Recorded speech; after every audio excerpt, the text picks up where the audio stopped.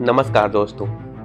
आज हम बात करेंगे उस हथियार की जिसमें बारूद नहीं था, लेकिन फिर भी उसने साम्राज्य हिला दिया।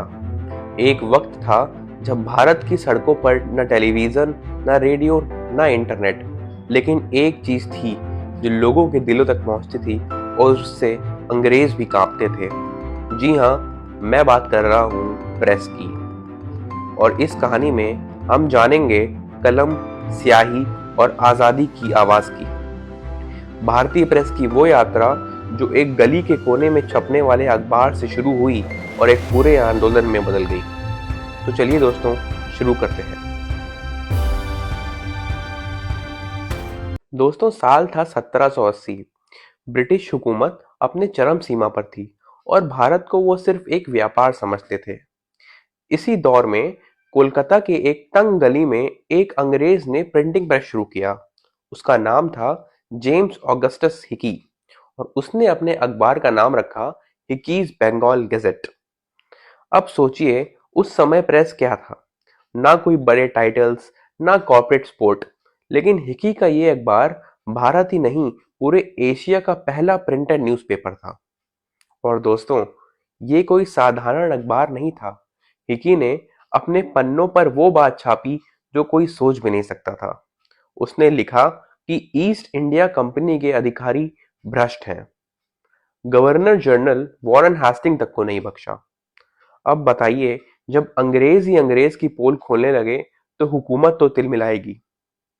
अखबार की हर प्रति कंपनी के गले की फांसी बन गई और 2 साल के अंदर, यानी 1782 में, अंग्रेजों ने हिकी को गिरफ्तार कर लिया। उसका प्रेस सील कर दिया गया और उसे जेल में डाल दिया गया।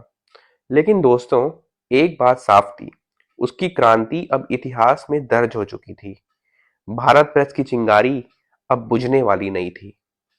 अब अंग्रेज समझ चुके थे, अगर प्रेस को खुला छोड़ दिया गया तो भारत पर राज करना मुश्किल हो जाएगा।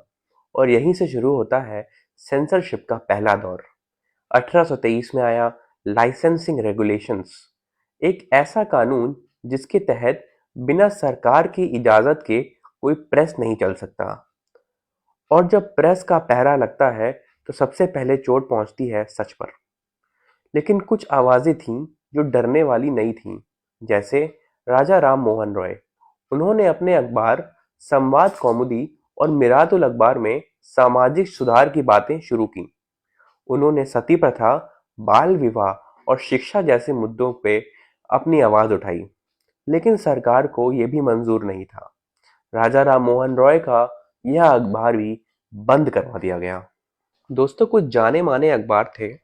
डॉक्टर बी आर अम्बेडकर का मूक नायक, स्वामी विवेकानंद का प्रबुद्ध भारा, मौलाना अबुल कलाम आजाद का अल हिलाल, बाल गंगाधर तिलक का केसरी और मराठा बोल मराठी 1881 में, मोतीलाल नेहरू का इंडिपेंडेंट, दादा भाई नौरोजी का राष्ट्र गुफ्तार, जीडी बिरला का द हिंदुस्तान टाइम्स 1927 में, जवाहरलाल नेहरू का नेशनल हेरल्ड 1938 में, महात्मा गांधी का यंग इंडिया और नवजीवन 1919 में, और बाद में हरिजन 1933 में, और मदन मोहन मालवीय का हिंदुस्तान। 1835 में एक राहत की हवा आई जब लॉर्ड मेटकाफ ने प्रेस की आजादी की वकालत की। उन्हें कहा गया लिबरेटर ऑफ इंडियन प्रेस। लेकिन दोस्तों, ये राहत ज्यादा समय तक नहीं टिक पाई। 1857 के विरोध के बाद अंग्रेज बुरी तरह डर गए और उन्होंने प्रेस को फिर से जंजीरों में जकड़ लिया था। दोस्तों, 1878 यानी 1878 में आया वर्नाकुलर प्रेस एक्ट। इसका मतलब सीधा था, स्थानीय भाषाओं में छपने वाले अखबार अब अंग्रेजों के निशाने पर थे।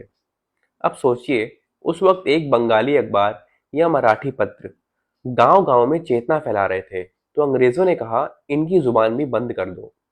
बाल गंगाधर तिलक ने केसरी और मराठा के जरिए देशभक्ति की भावना को उभारा, लेकिन इसके बदले उन्हें भी जेल भेज दिया गया। इसके बाद भी अंग्रेज रुके नहीं। 1908 में आया न्यूज़पेपर एक्ट और 1910 में आया इंडियन प्रेस एक्ट। हर बार प्रेस पर लगाम लगाने की कोशिश की गई। लेकिन दोस्तों, अब देश जाग चुका था। अब हर नेता ये जान चुका था कि अगर जनता को जगाना है तो अखबार ही सबसे बड़ा माध्यम है। गांधी जी ने यंग इंडिया और हरिजन जैसे पत्रों से गांव-गांव में आजादी का संदेश पहुंचाया। नेताजी सुभाष चंद्र बोस ने अपने पत्रों से अंग्रेजी सत्ता की जड़ें हिला दी। अखबार अब हथियार बन चुका था। दोस्तों, हम बात करते हैं 15 अगस्त 1947 के बाद की, जब भारत के साथ साथ कलम भी आज़ाद हो गए।